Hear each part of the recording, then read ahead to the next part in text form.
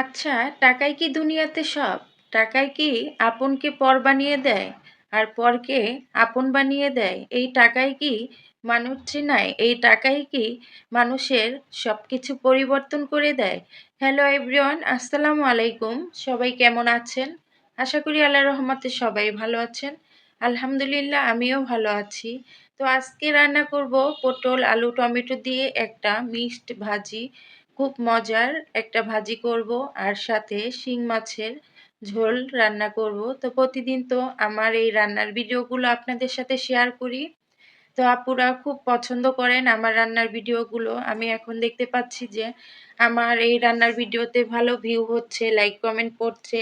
তো সবার কাছে অনেক অনেক কৃতজ্ঞতা যে অনেক ভালোবাসা দিচ্ছেন আপুরা ভাইয়ারা। আপনাদের কাছে আমি অনেক ঋণী, অনেক অনেক শুভকামনা আপনাদের জন্য।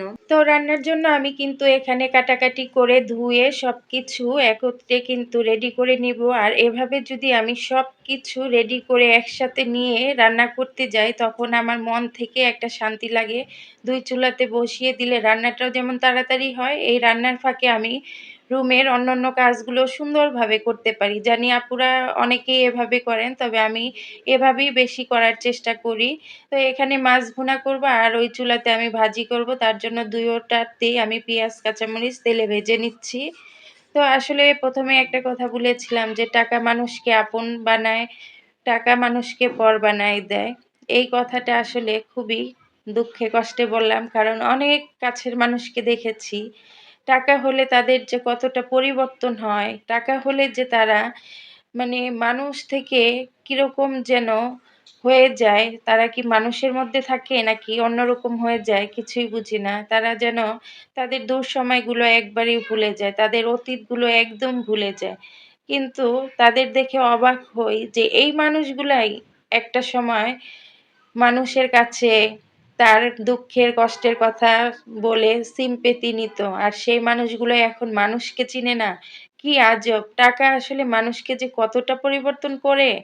আসলে টাকা যাদের হয়েছে তাদের চোখে না দেখলে, তাদের খুব কাছে না থাকলে হয়তো কখনোই বুঝতাম না। তবে আমি আল্লাহর কাছে একটা কথা বলি যে আল্লাহ এত টাকা দিও না যে এত টাকার সাথে সাথে যেন আমার অন্তরটা পরিবর্তন না হয়।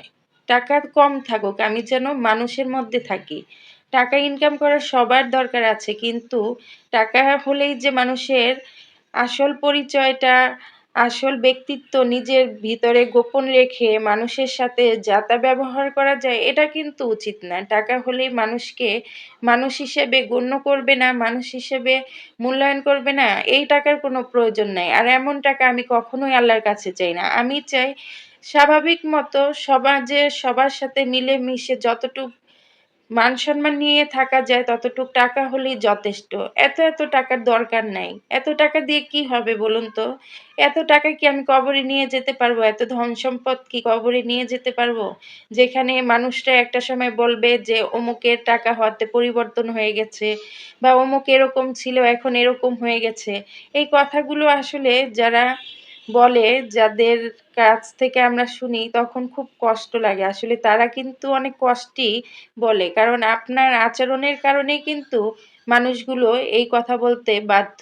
কিছু কিছু মানুষ টাকা হলে মানুষ থাকে না, তারা একদম অমানুষে পরিণত হয়। আসলে তারা ভুলে যায় তাদের অতীত কি ছিল। আসলে টাকা হলেই যে অতীত ভুলে যেতে হবে এমন কোনো কথা নেই। যারা অতীত ভুলে যায় তারা আসলে কখনো নিজের মনুষ্যত্ব দিয়ে একবার চিন্তা করে না। যদি চিন্তা করতো তাহলে তাদের অতীতটা ভুলতে পারতো না। যাই হোক, আসলে কথাগুলো এমনি এমনি বলিনি, অনেক কারণ আছে, অনেক কষ্ট আছে এর মাঝে। তো যাই হোক, আমার কথা এবং ভিডিওটি কেমন লাগলো? যদি একটু ভালো লেগে থাকে আপুরা পাশে থাকবেন, অনেক অনেক ভালোবাসা দিবেন। আর আপনাদের জন্য অনেক অনেক ভালোবাসা রইলো। আল্লাহ হাফেজ, আসসালামু আলাইকুম।